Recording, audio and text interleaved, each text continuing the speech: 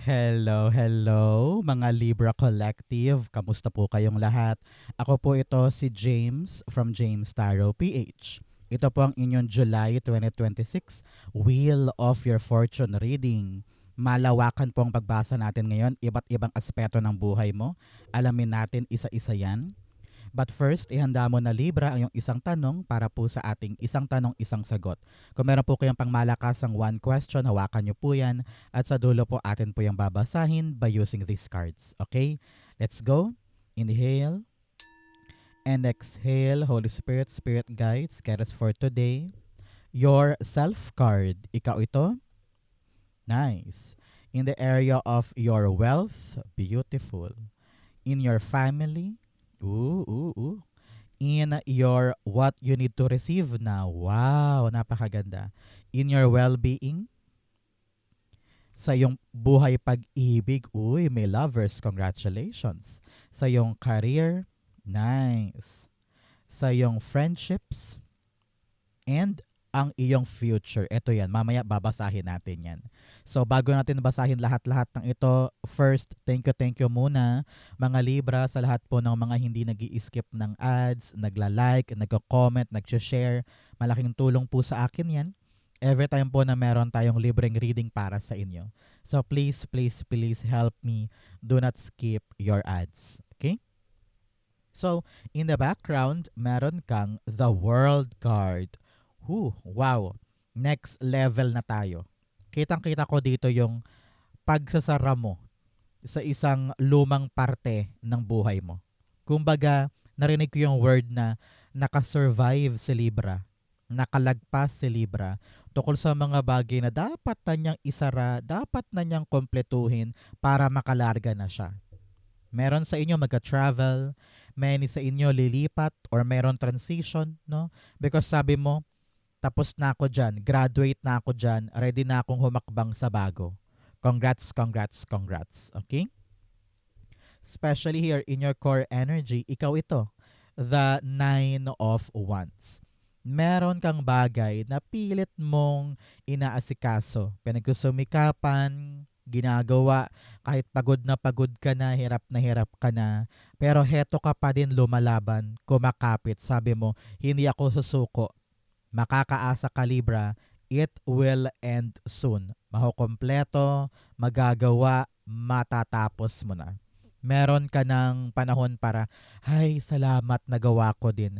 Hay, salamat. Mapapabuntong hininga ka na lamang sa paggaan ng sitwasyon. Kaya lahat ng dinanas mo, lahat ng mga hindi mo sinuko, thank God hindi ka sumuko. Thank God hindi ka bumitaw dahil may natural ending itong pagod na ito. Congratulations. Clarify natin. So mga Libra, ano ba yung pangarap mo? Ano yung pangarap mo para sa iyong sarili na gusto mong maganap ngayon? Hindi para sa iba ha, kundi para sa iyo. I-comment mo nga yan sa baba, i-manifest natin para matupad sa iyo. Okay? Nine of Wands, the Hanged Man. Yes. Matagal ka na tenga. Patagal kang nagpabalik-balik and for many of you, ang tagal nung andar no? No mga inaasikaso mo, nung mga nilalakad mo at parang feeling mo, stuck na ba ako dito? Forever na ba ako dito? Pero sabi ng yung spirit guides, yung fighting spirit mo na hindi ako pwedeng matenga, hindi ako pwedeng magtagal dito, hindi ako pwedeng nakatunganga dito. Nakahanap ka ng pinakamagandang solusyon para once and for all matapos mo na yan. Kung ano man yan, kung ano man yung ginagawa mo ngayon, matatapos mo rin. Makakaalis ka rin dun sa buhol na proseso na akala mo hindi ka makaandar, hindi ka makaalis. Para kang nabalahaw na jeep, 'di ba? Sa lubak ng putik, no? Pero dito talagang makakagawa ka ng paraan para maalis mo ang sarili mo sa balahaw na 'yan at makakadiretso ka na. The suffering is over and you are now untangling yourself from all of this mess. Na kompleto, na buo, na close mo na, next chapter ka na. Congratulations. Okay? Napakaganda for you. I-claim mo na to.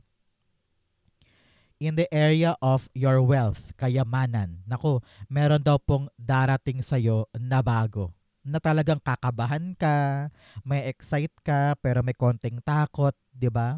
Itong chance na ito, talagang nagpatibok ng puso mo. You don't know what to do. You don't know how to react. Pero sabi, ito na yon. Ito na yung bagong level. Ito na yung bagong chance mo para magkaroon ng bagong kaching-kaching. Anong dapat gawin ni Libra? Yakapin siya. Huwag sayangin. Ilaan mo daw yung puso mo dito. Mahalin mo to. I-prioritize mo to. Use your passion para ibigin itong bagay na ito. Bakit?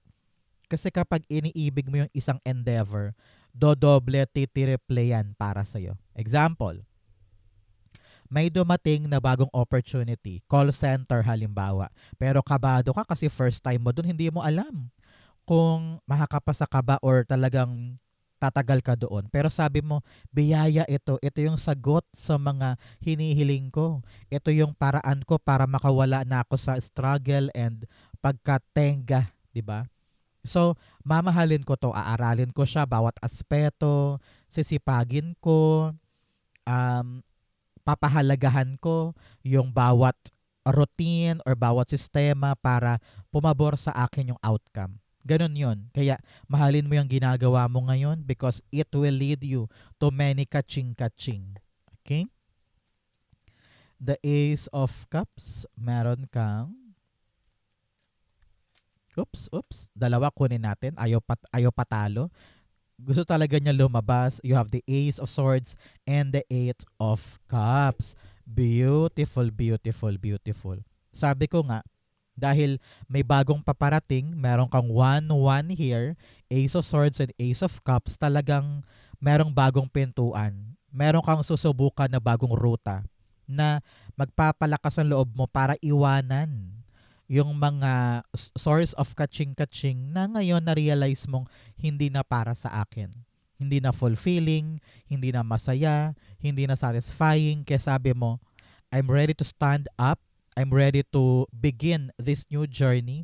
Sasaluhin ko at nakikita mo, maliwanag sa iyo na ito yung bagong ruta ko. Congratulations. The kaching-kaching is good sa bagong bagay na yan. Kaya laban, sugod, kaya mo to. Okay? So, mga Libra, ano po yung ginagawa nyo today while watching this video? Ikaw ba ay naglalakad, nasa park? Ikaw ba ay nagluluto while watching or naglalaba? Comment down below. In the area for your family, meron kang the Sun card. Happy news! Congratulations! May happy news para sa pamilya, maaaring dahil sa trabaho mo or dahil sa bagong grasya na ito, kaya yung pamilya mo walang pagsidlan ng happiness dahil solve na yung mga isyong pampamilya. Yung mga bills, yung mga utang, or yung pampaaral sa anak, meron ka ng pang-support kaya sobrang saya mo. Yung dating mabigat, gumagaan. Yung dating puro kanigahan ngayon, na-appreciate na ng family members yung grasyang dumarating. Talagang nakalagpas ka na sa isang past chapter and this new chapter ay napakaliwanag, napakasaya para sa pamilya. Narinig ko rin dito na parang merong family member ka na makakapasa sa trabaho or matatanggap sa isang scholarship or maaprubahan sa isang pinipilahan. Asahan mo this time yung pampamilyang malaking happy news. Okay? Sun card, i-clarify natin. Meron kang the Lovers card. Uy, lovers 2 beses. Merong ikakasal sa pamilya. Merong magandang balita tungkol sa isang relasyon or sa isang ugnayan. Kaya ang pamilya talaga namang very, very welcoming. Ano? I don't know why, nakakita ako ng baby. Meron ba sa inyo nag-manifest ng baby? Or merong ipapanganak ngayon? Or bubukod kayo dahil balak nyo nang magkaroon ng sarili nyong pamilya? Parang ganon. So congratulations. A happy, happy and celebratory news para sa mga lovers sa isang pamilya. Congrats. In the area of your what you will receive, meron kang the 10 of Pentacles.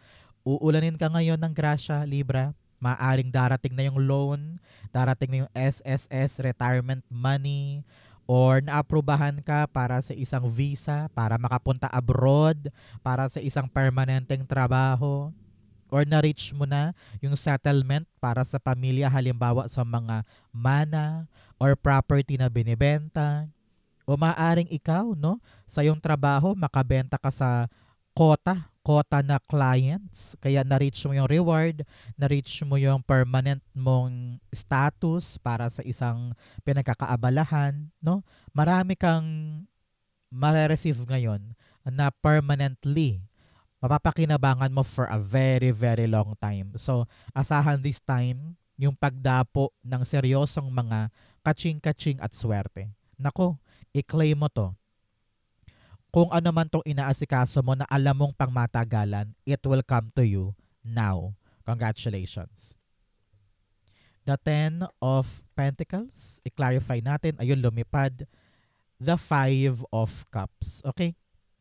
Sabi dito ng yung spirit guides, ito talagang bagong bagay na ito na dadapo sa'yo, sa iyong wealth this time.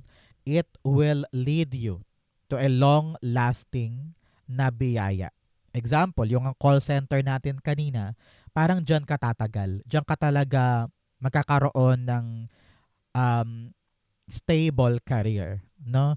Kaya kung ano man yung mga pinanggalingan mo before, kung ano man yung mga pagkadapa mo before, you will now understand na I need to let go. Siguro nga hindi yun para sa akin. Ito ang para sa akin. Isa pang example, halimbawa, ikaw ay na-lay off sa isang trabaho sa factory. Halimbawa lang, example lang. At talagang nakadurog puso yun. Sabi mo, bakit ganun? Ginawa ko naman ng lahat. Binigay ko naman ng lahat. Bakit nawala sa akin yun? Pero ngayon sabi mo, sige, i-close na natin yung chapter na yan. Sara na natin yan. Tatanggapin ko na yung bagong bagay. At ayun, dito ka papaldo, dito ka tatagal, dito ka uunlad. Parang ganon. Okay? So be happy. Something new is arriving that will make you so rich and stability sa buhay. In the area of your well-being, meron kang the Knight of Swords. Alam mo, narinig ko dito, tama na yung kakakaripas. Marami sa inyo lagi nagmamadali, parang laging mauubusan, laging hinahabol ang oras. Parang ganun. Kaya, more or less, lagi kang pagod, wala kang time para kumain, nalilipasan ka ng gutom dahil marami kang minamadali, marami kang niraratrat, di ba? So, your spirit guides are asking you to slow down.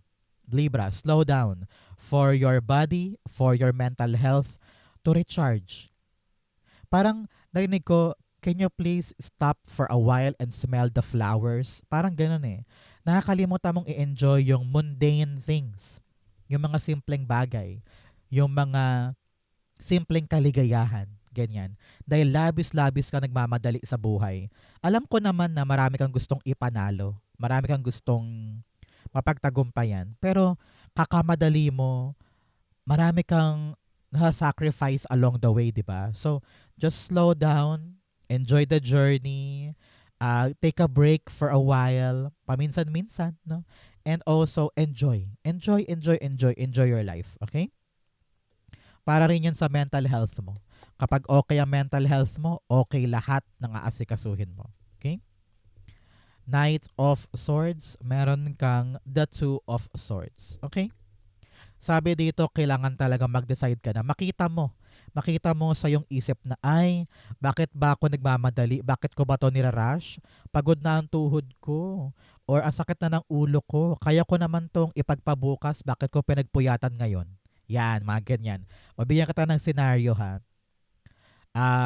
Meron kang mga dokumento at kailangan mo talaga siyang matapos. Pero medyo matagal pa naman ang deadline.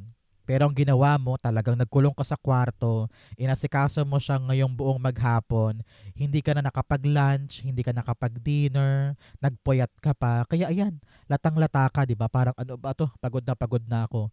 Kinabukasan, hindi ka makakilos dahil yung katawan mo parang talagang gusto ng pahinga.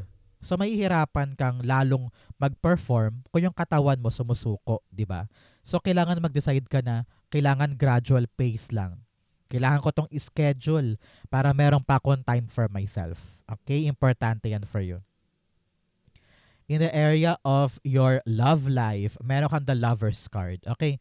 Para sa mga single muna. Para sa mga single, sabi dito, merong dadating talaga naman na bagong pag-ibig. Na kompleto mo na yung cycle of paghahanap. Kompleto na. Tapos na. Merong ugnayan dito na magpapaningning sa buhay mo. Kaya be excited. Yung malabo dati lilinaw.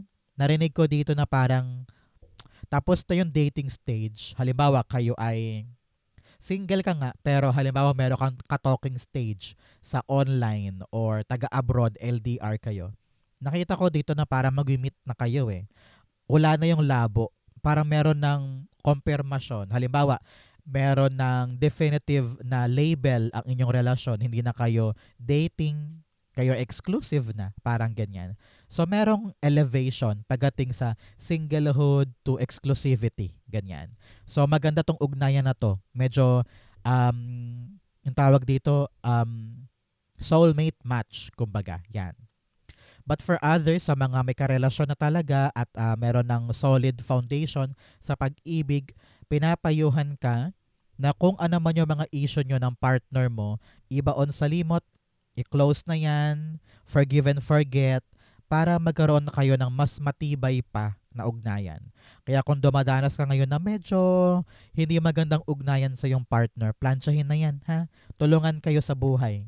Hindi dapat makasira or makasagabal sa inyong buhay ang usaping pag-ibig. Okay?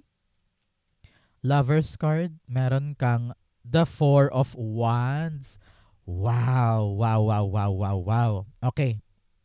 So, sa mga single talaga namang ito ay stable relationship. Itong dadapo sa'yo. Meron siyang meron siyang goal na seryosohin kita, pakasalan kita, ganyan.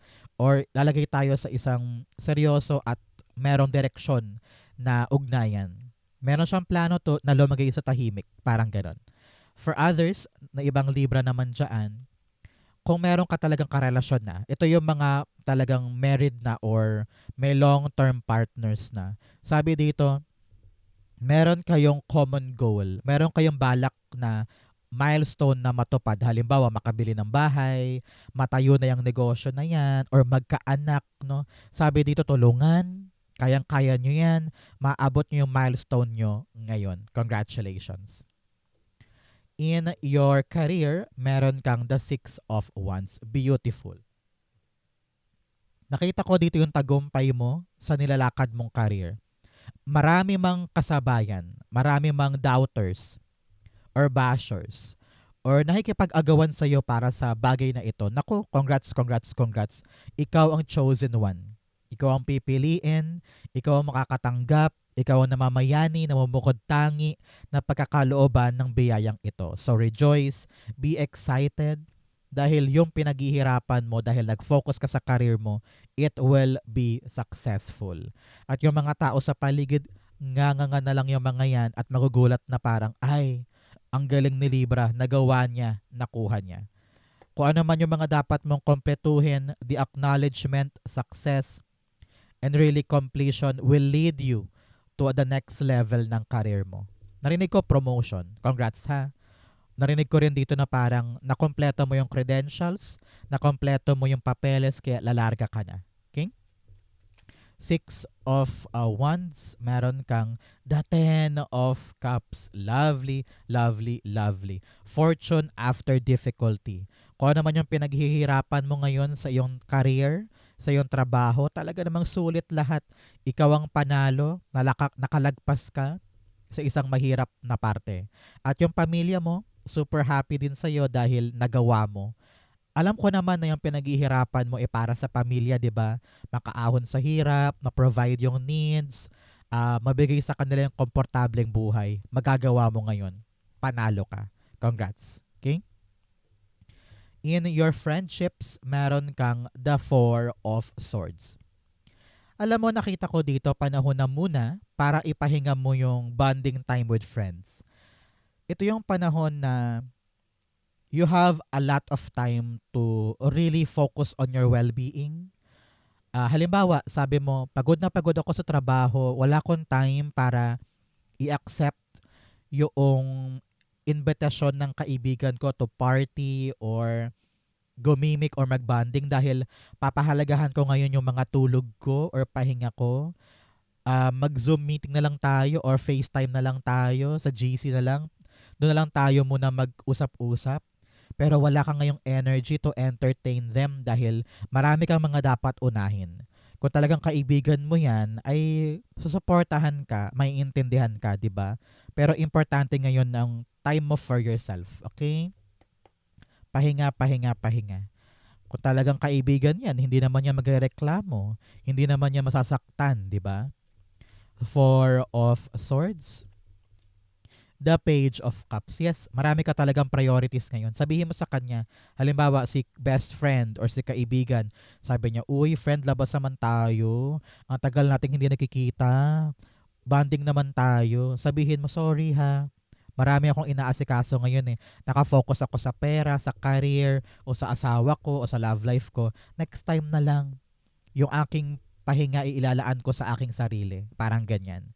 So, explain mo lang na marami kang ginagawa. Kasi nga marami kang dapat tapusin, buuin, or i-create. And the true friend will understand. Okay? Ang future mo yan, bigyan mo na kita ng fortune cards. Meron kang hills, obstacles to overcome. Yes, marami ka talagang goal or milestone na dapat matapos, mabuo, malagpasan, kayang-kaya. You have goldfish, increase in material wealth. Ito yun. And spiritual growth. Talagang paglago ng kaperahan, paglago ng kaching-kaching. Kaya dahil doon, tataas din ang pananalig mo kay God dahil binigay sa'yo yung pag-angat na yon. Okay? You also have mule, someone is extremely stubborn and unwilling to change. Maraming tao sa paligid mo ang napakatigas ang ulo at kailangan talagang tuktukan or pagpasensyahan. Nasa iyo naman yan kung papaapekto ka sa mga taong ito. Pero sabi dito, hayaan mo lang siya. Let that person learn their lesson. You have barrel, you feel something is lacking in your life, perhaps love, money, or goals. Sabi dito, marami ka nararamdaman na kakulangan, kaya kailangan pag-usapan. Kailangan tag team kayo ng partner mo. Kung single ka naman, sabi dito, merong malinaw na direksyon. May darating. Kaya wag mo nang i-feel na parang bakit wala akong ganito, bakit wala akong ganyan. Darating din yan in God's perfect time. Pero ngayon, kailangan mong asikasuhin kung ano yung nasa harap mo. Dahil nandyan yung biyaya para sa'yo. Okay? Ang future ni Libra, the end card, beautiful, beautiful. Sabi ko nga kanina sa ating opening, new chapter, new beginning. Kung ano yung mga dapat tapusin na, isara na, talikuran na, i-close mo na yan, ikandado mo pa, ilibing mo pa, ilagay mo na maraming packaging tape para hindi mo na babalikan. Ito yung panahon, Libra, talagang magta-transform ka. Bagong buhay, bagong galawan, bagong pananaw, bagong diskarte. Kung ano man yung nasa nakaraan na akala mo okay, pero ngayon sabi mo, ay, hindi na yan applicable sa buhay ko ngayon, i-end ko na yan. Ay, itong routine ko, itong pagmamadali ko, i-end ko na yan. Kailangan ngayon gradual pace, dahan-dahan na. Itong pananaw mo tungkol sa pag-ibig, kung single ka, ngayon nagbabago na. Kung single ka, ngayon meron ka ng constant date. Kung ikaw naman ay may relasyon, ngayon parang feeling mo, ay, kailangan ko palang asikasuhin si lover. May goal pala kami. Baguhin namin yung aming atake dito. No? So meron kang ina-apply na pagbabago para makabuti para sa future. Hindi ka na stuck, hindi ka na nahihirapan, meron ka ng bagong gagawin. Okay? Congratulations. End card, meron kang the Knight of Swords. Yes. Your energy is shifting. Your movement is shifting. Para mas maging effective, para mas maging asensado ka sa isang bagay, nagbabago yung galaw mo. Makakatulong yan para sa'yo. Okay? Congratulations. Narinig ko rin dito darating yung isang balita. Mabilis to. Mabilis sa balita tungkol sa isang bagay na kailangan mo aksyonan para magkaroon ng definitive change na pabor para sa'yo. Okay? Let's go Libra, sa iyong isang tanong, isang sagot. Pumikit ka na dyan. Isipin mo na tong one question mo. Inhale and exhale the answer to your question. The Nine of Cups, beautiful. Ace of Pentacles, and the Temperance card. Wow, wow, wow. At the bottom, meron ka the Queen of Wands. Sabi dito, be confident in your question. Kayang-kaya mong hawakan, panindigan, gawin, abutin, ma-accomplish yung question mo. Believe in yourself, it is possible. Kaya charge forward, try mo lang, subukan mo lang, be adventurous, it will be okay para sa'yo. Here, meron kang winish. Sabi mo, God, yan ang gusto ko, yan ang pangarap ko. Sasalubungin ko yan. I want it to happen now. Here you are with the Ace of Pentacles. Masasalo mo yung isang opportunity, yung isang biyaya, yung isang grasya diyan sa question mo. Yan ang magfulfill ng pangarap mo, ng wish mo, ng goal mo. Kaya anong sabi dito? Tiyagain. Pagsumikapan. Huwag i-shortcut. Huwag magmamadali. Huwag instant.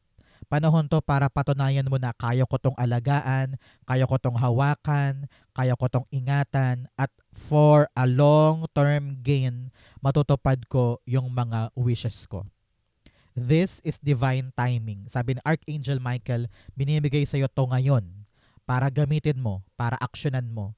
Dahil kapag duwag ka, kapag takot ka, sayang to. Pero if you believe in yourself na aakuin ko yan, gagawin ko yan, pagtsatsagaan ko yan, pagpapasensyahan ko yan, gagawin ko yung makakaya ko, i-build ko yan, i-alchemize ko yan para matupad yung dreams ko, yung wish ko. Ito na yon. Ito na yon. Congratulations, Libra. If you're waiting for a yes or no, yes, yes, yes, and definitely yes. Congratulations. So Libra, yan po yung inyong isang tanong, isang sagot. Ganon din po ang inyong July Wheel of Fortune reading. So mainyo ang swerte this time. Sa po kayo nakaresonate, comment below. Basahin ko po yan. Thank you Holy Spirit, Spirit Guides for the clarity for today. Thank you po mga mahal kong Libra for watching hanggang dulo. I love you. This has been James for James Tarot PH. God bless everybody.